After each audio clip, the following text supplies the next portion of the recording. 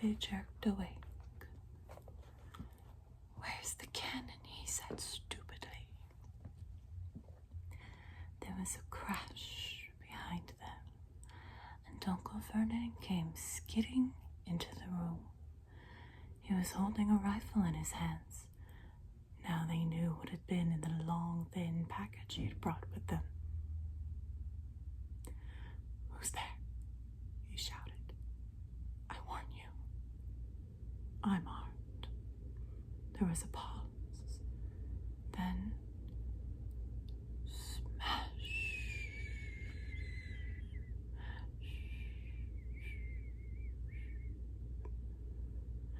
The door was hit with such force that it swung clean off its hinges, and with a deafening crash, landed flat on the floor. A giant of a man was standing in the doorway. His face was almost completely hidden by a long, shaggy mane of hair and a wild, tangled beard. But you could make out his eyes, glinting like black beetles under all the hair. The giant squeezed his way into the hut, stooping so that his head just brushed the ceiling. He bent down, picked up the door, and fitted it easily back into its frame. The noise of the storm outside dropped a little. He turned to look at them all. "Couldn't make us a cup of tea, could you? It's not been an easy journey." He strode over to the sofa where Dudley sat, frozen with fear. "Budge up, you grey lump," said the stranger. Dudley squeaked and ran to hide behind his mother, who was crouching, terrified, behind Uncle Vernon. "And here's Harry," said the giant. Harry looked up into the fierce, wild, shadowy face and saw that the beetle eyes were crinkled in a smile. "Last time I saw you, you was only a baby," said the giant. "You look a lot like your dad, but you've got your mom's eyes." Uncle Vernon made a funny rasping noise. "I demand that you leave at once, sir," he said. "You are breaking and entering." "Ah, shut up, Dursley, you great prune," said the giant. He reached over the back of the sofa, jerked the gun out of Uncle Vernon's hands, bent it into a knot as easily as if it had been made of rubber, and threw it into a corner of the room. Uncle Vernon made another noise, like a mouse being trodden on. "Anyway, Harry," said the giant, turning his back on the Dursleys, "a very happy birthday to you. Got something for you here. I might have sat on it at some point, but it'll taste all right." From an inside pocket of his black overcoat,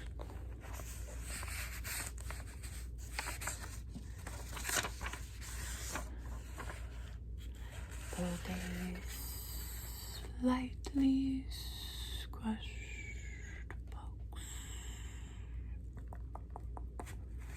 Harry opened it with trembling fingers. Inside was a large, sticky chocolate cake with "Happy Birthday, Harry" written on it in green icing. Harry looked up at the giant. He meant to say thank you, but the words got lost on the way to his mouth, and what he said instead was, "Who are you?" The giant chuckled. "True, I haven't introduced myself. Rubeus Hagrid, keeper of keys and grounds at Hogwarts." He held out an enormous hand and shook Harry's whole arm. "What about that tea, then, eh?" he said, rubbing his hands together. "I'd not say no to some of the stronger if you got it, mind." His eyes fell on the empty grate with the shriveled chip bags in it, and he snorted. He bent down over the fireplace. They couldn't see what he was doing, but when he drew back a second later, there was a roaring fire there, filled the whole damp hut with flickering light, and Harry felt the warmth wash over him as though he'd sunk into a hot bath. The giant sat back down on the sofa, which sagged under his weight, and began taking all sorts of things out of the pockets of his coat. A copper kettle, a squashy pack of sausages, a poker, a teapot, several chipped mugs, and a bottle of some amber liquid that he took a swig from before starting to make tea. Soon the hut was full of the sound and smell of sizzling sausage. Sizzling sausage, sizzling sausage.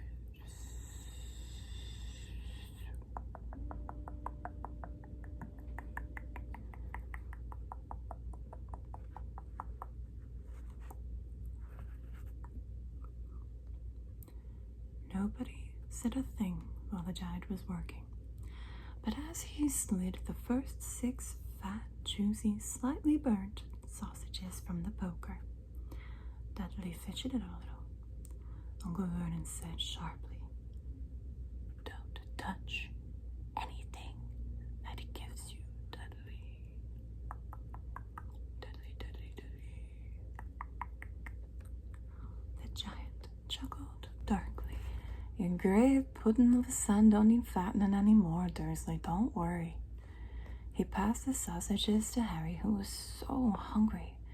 He had never tasted anything so wonderful, but he still couldn't take his eyes off the giant. Finally, as nobody seemed about to explain anything, he said, "I'm sorry, but I still don't really know who you are." The giant took a gulp of tea and wiped his mouth with the back of his hand. "Call me Hagrid," he said. "Everyone does. And like I told you, I'm keeper of keys at Hogwarts. You'll know all about Hogwarts, of course." No," said Harry. Hagrid looked shocked. "Sorry," Harry said quickly. "Sorry," turning to stare at the Dursleys, who shrank back into the shadows. "It's them I should be sorry. I knew you weren't getting your letters, but I never thought you wouldn't even know about Hogwarts, for crying out loud. Did you never wonder where your parents learned it all?" "All what?" asked Harry. "All what?" Hagrid thundered. "Now wait just 1 second." He had leapt to his feet, and his anger seemed to fill the whole hut. The Dursleys were cowering against the wall. "Do you mean to tell me," he growled at the Dursleys, "that this boy knows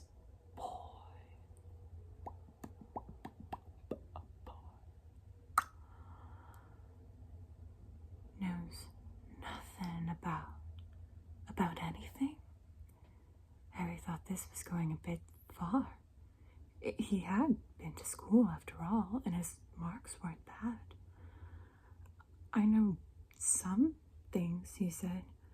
"I can, do math and stuff."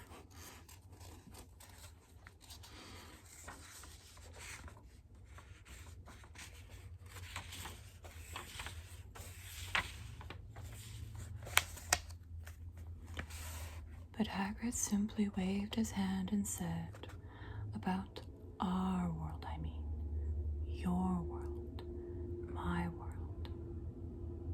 Your parents' world." "What world?"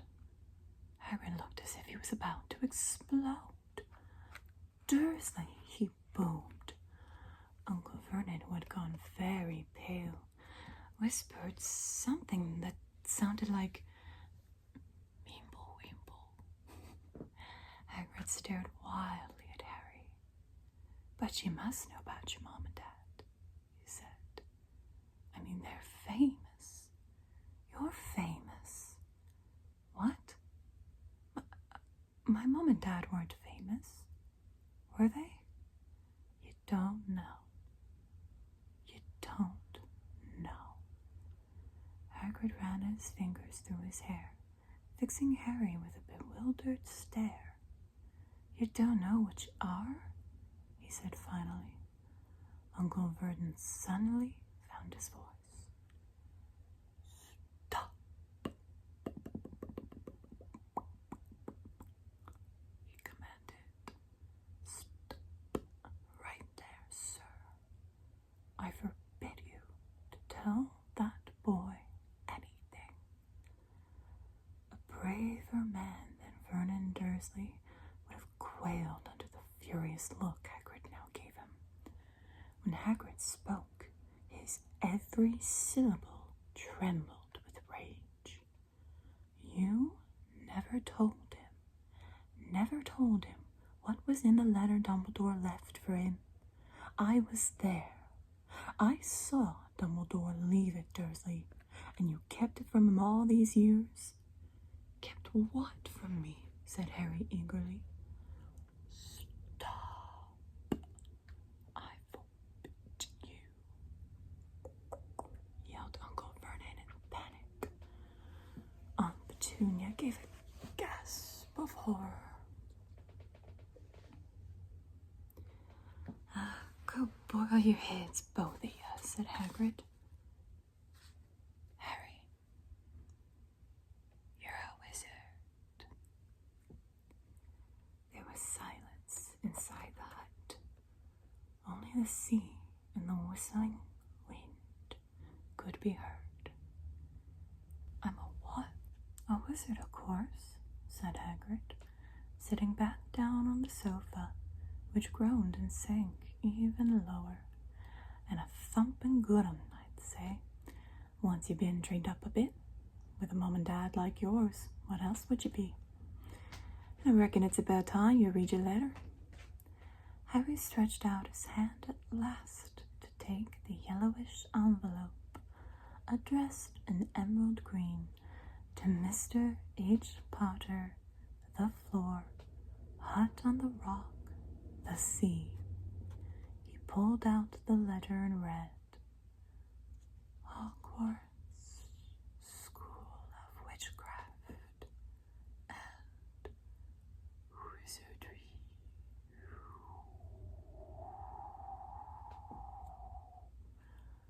Headmaster Albus Dumbledore. Order of Merlin, First Class, Grand Sorcerer, Chief Warlock, Supreme Mugwump, International Confederacy of Wizards. Dear Mr. Potter, we are pleased to inform you that you have been accepted at Hogwarts School of Witchcraft and Wizardry. Please find enclosed a list of all necessary books and equipment. Term begins on September 1st. We await your owl by no later than July 31st. Yours sincerely, Minerva McGonagall, Deputy Headmistress.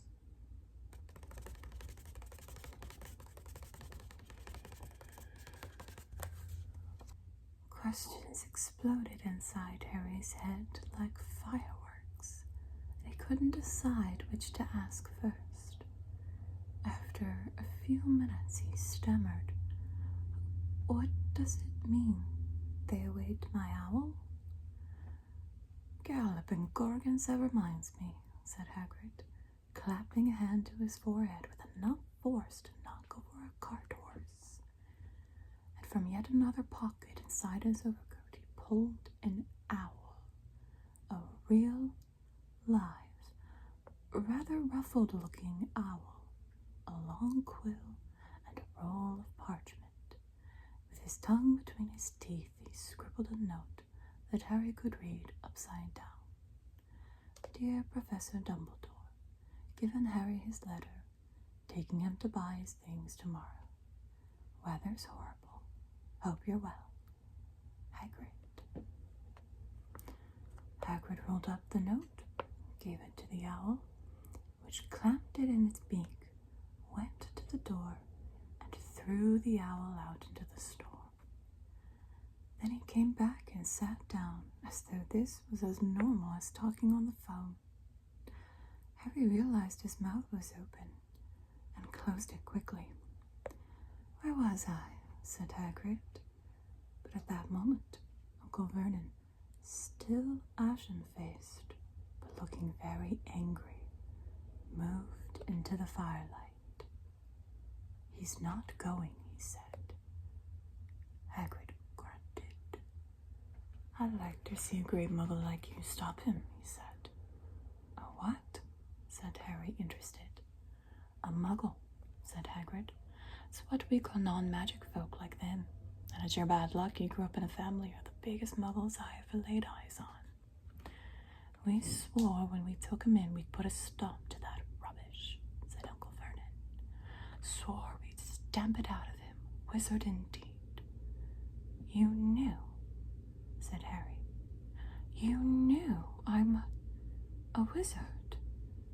"Knew," shrieked Aunt Petunia suddenly. "Knew, of course we knew.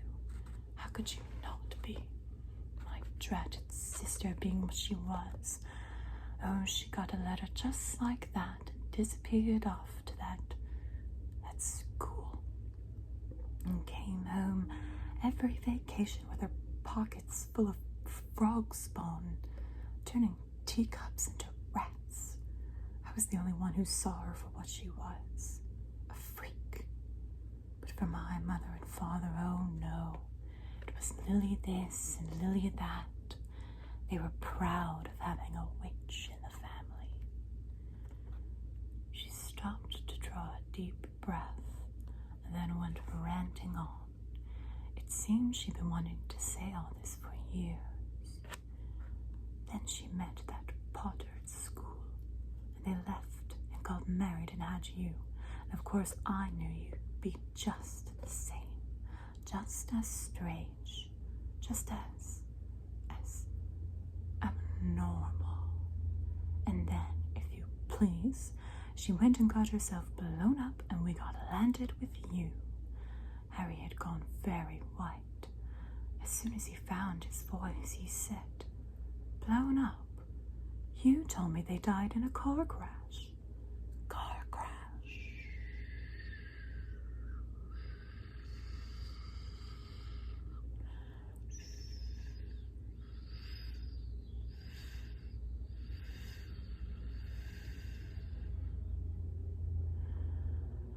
Roared Hagrid, jumping up so angrily that the Dursleys scuttled back to their corner. "How could a car crash kill Lily and James Potter? It's an outrage, a scandal. Harry Potter not knowing his own story when every kid in our world knows his name."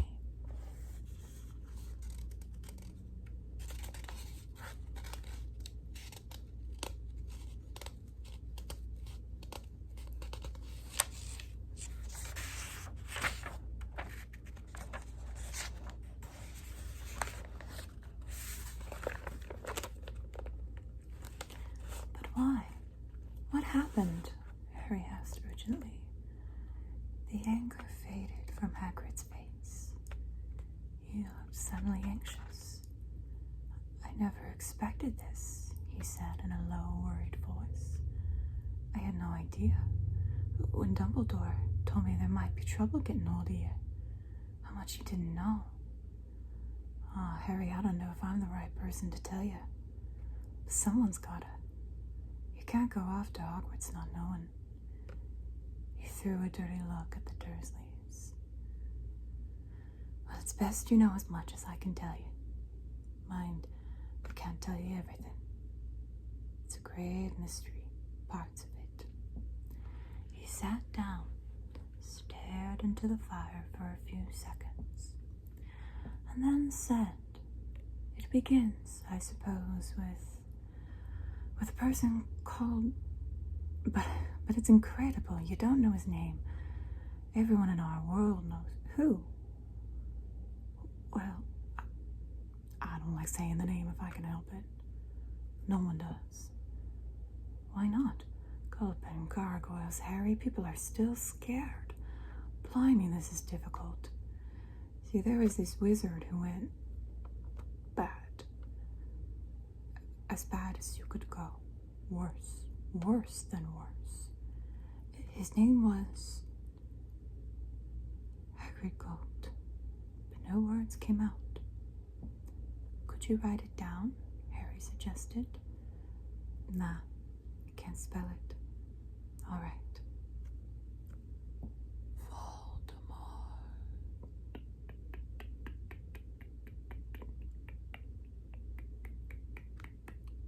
Hagrid shuddered. Don't make me say it again. Anyway, this wizard, about 20 years ago, started looking for followers.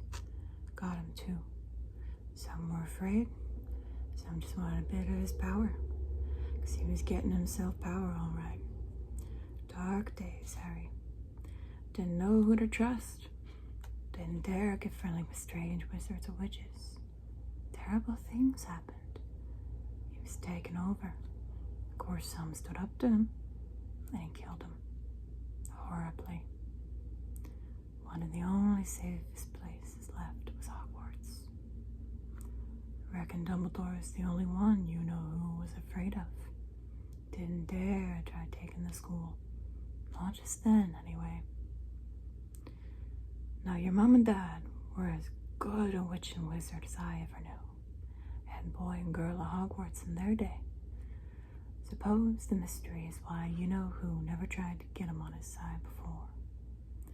Probably knew they were too close to Dumbledore to want anything to do with the dark side. Maybe he thought he could persuade him. Maybe he just wanted him out of the way.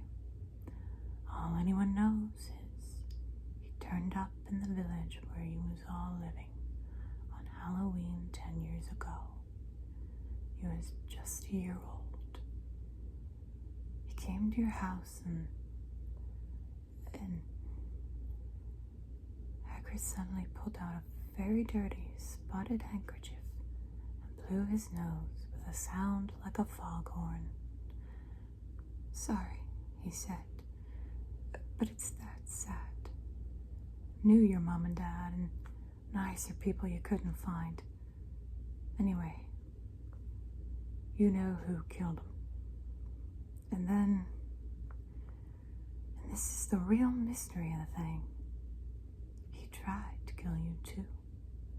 Wanted to make a clean job of it, I suppose, or maybe he just liked to kill him by then. But he couldn't do it.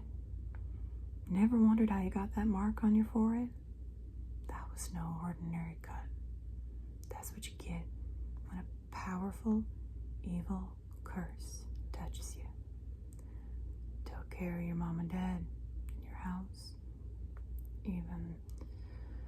But it didn't work on you, and that's why you're famous, Harry. No one ever lived after he decided to kill him. No one except you. And he can kill some of the best witches and wizards.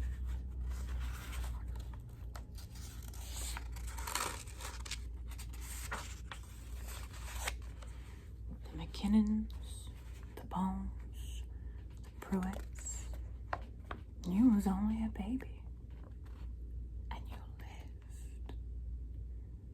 Something very painful was going on in Harry's mind. As Hagrid's story came to a close, he saw again the blinding flash of green light, more clearly than he had ever remembered it before. And he remembered something else. For the first time in his life, a high, cold, cool laugh. Hagrid was watching him sadly. Took you from the ruined house myself, on Dumbledore's orders. Brought you to this lot. Load of old tosh, said Uncle Vernon. Harry jumped. He'd almost forgotten that the Dursleys were there. Uncle Vernon certainly seemed to have got back his courage. He was glaring at Hagrid, and his fists were clenched. Now you listen here, boy, he snarled. I accept there's something strange about you. Probably nothing a good beating wouldn't have cured. And as for all this about your parents, Well, they were weirdos, no denying it, and the world's better off without them in my opinion. Asked for all they got, getting mixed up with these wizarding types. Just what I expected. Always knew they'd come to a sticky end. But at that moment, Hagrid leaped from the sofa and drew a battered pink umbrella from inside his coat. Pointing this at Uncle Vernon like a sword, he said, "I'm warning you, Dursley. I'm warning you. One more word."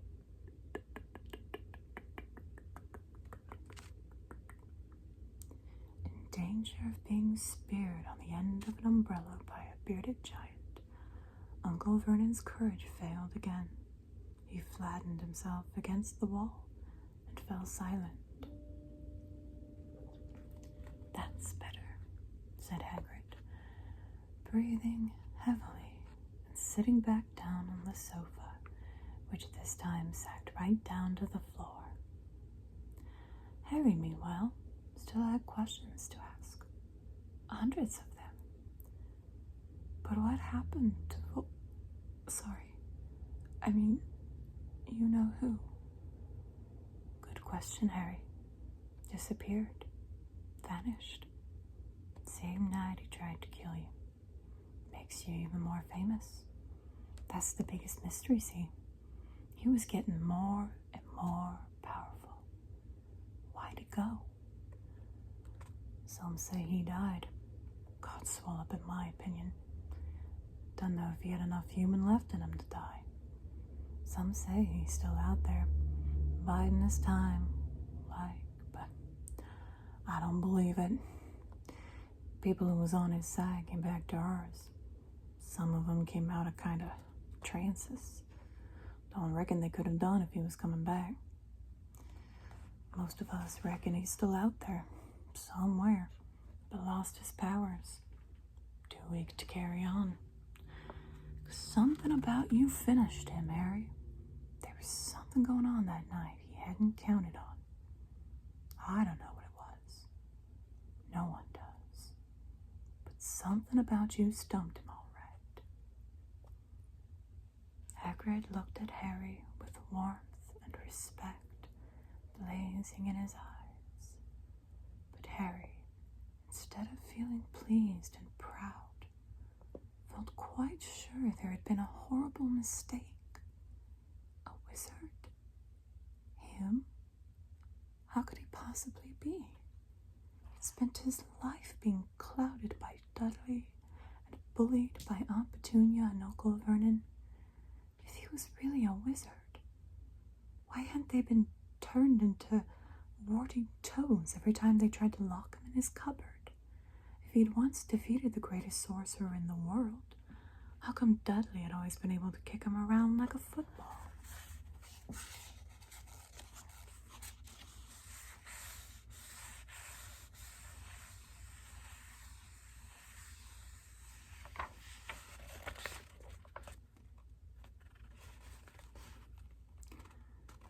Hagrid, he said quietly, "I think you must have made a mistake.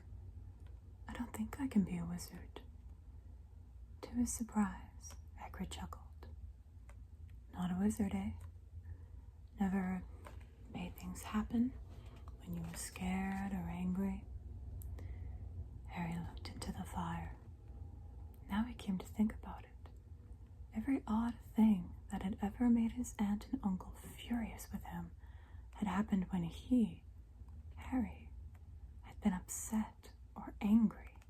Chased by Dudley's gang, he had somehow found himself out of their reach, dreading going to school with that ridiculous haircut. He'd managed to grow it back. And the very last time Dudley had hit him, hadn't he got his revenge without even realizing he was doing it? Hadn't he set a boa constrictor on him? Harry looked back at Hagrid, smiling, and saw that Hagrid was positively beaming at him. "See?" said Hagrid. "Harry Potter, not a wizard. You wait. you'll be right famous at Hogwarts. But Uncle Vernon wasn't going to give in without a fight. Haven't I told you he's not going? Hissed. He's going to Stonewall High. He'll be grateful for it. I've read those letters, and he needs all sorts of rubbish. Spell books and wands, and if he wants to go, a great muggle like you won't stop him, growled Hagrid. Stop Louis and James Potter's son going to Hogwarts. You're mad. His name's been down ever since he was born. He's off to the finest school of witchcraft and wizardry in the world. 7 years there and won't know himself. He'll be with youngsters of his own sort for a change, and he'll be under the greatest headmaster Hogwarts ever had, Albus Dumbledore. I am not paying for some crackpot old fool to teach him magic tricks, yelled Uncle Vernon. But he had finally gone too far. Hagrid seized his umbrella and whirled it over his head. Never, he thundered, insult Albus Dumbledore in front of me. He brought the umbrella swooshing down through the air to point at Dudley. There was a flash of violet light, a sound like a firecracker, a sharp squeal, and the next second, Dudley was dancing on the spot, with his hands clasped over his fat bottom, howling in pain. When he turned his back on them, Harry saw a curly pig's tail poking through a hole in his trousers. Uncle Vernon roared. Pulling Aunt Petunia and Dudley into the other room, he cast one last terrified look at Hagrid and slammed the door behind them. Hagrid looked down at his umbrella and stroked his beard. Shouldn't have lost me temper, he said ruefully. But it didn't work anyway. Made to turn him into a pig, but I suppose he was so much like a pig anyway. There wasn't much left to do. He cast a sideways look at Harry under his bushy eyebrows. Be grateful if you didn't mention that to anyone at Hogwarts, he said. I'm not supposed to do magic, strictly speaking. I was allowed to do a bit to follow you and get your letters to you and stuff. One of the reasons I was so keen to take on the job. Why aren't you supposed to do magic? Asked Harry. Oh, well, I was at Hogwarts myself, but got expelled, to tell you the truth. In my 3rd year, they snapped me wand in half and everything. But Dumbledore let me stay on as gamekeeper. Great man, Dumbledore.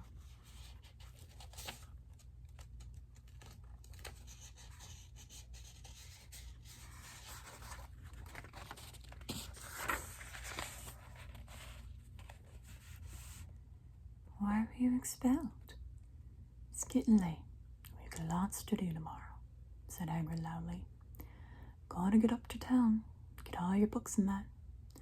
He took off his thick black coat and threw it to Harry. You can keep on to that, he said. Don't mind if it wriggles a bit. I think I still got a couple of dormice in one of the pockets.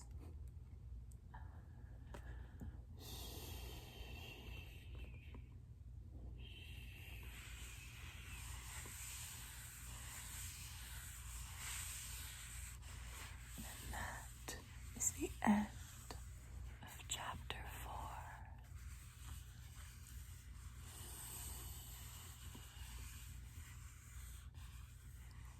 Be sure to subscribe.